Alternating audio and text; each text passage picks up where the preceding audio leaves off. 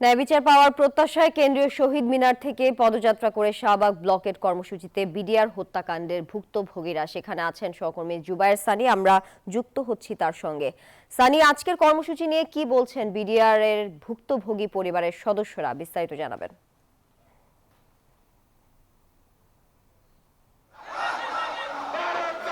এখন দেখতে পাচ্ছেন যে আমার ঠিক পেছনেই যে বিডিআর এর যে সদস্যরা রয়েছেন এবং সেই সঙ্গে যারা যে জেলে রয়েছেন, জেলবন্দি, তাদের পরিবারের সদস্যরা তারা কিন্তু ইতিমধ্যে যে শাহবাগ মোড় সেটি ব্লকেট করে রেখেছেন।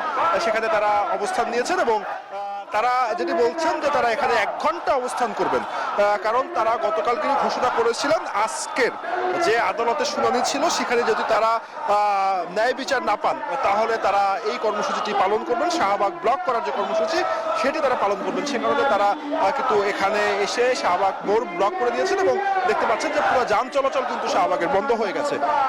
এবং তারা যেটি বলছেন যে এখানে 1 ঘন্টা অবস্থান করার পর তারা সেখান থেকে আবারও শহীদ মিনারে ফিরে যাবেন এবং তাদের এই দাবি যে পর্যন্ত মানা না হবে সেই পর্যন্ত তাদের যে আন্দোলন কর্মসূচি সেটি তারা চালিয়ে যাবেন। এবং কিছুক্ষণ আগে তারা কথা বলছিলেন যে তারা যেটি বলছেন যে বিচারের নামে সরকার তাদের সঙ্গে একটি প্রহসন করছে।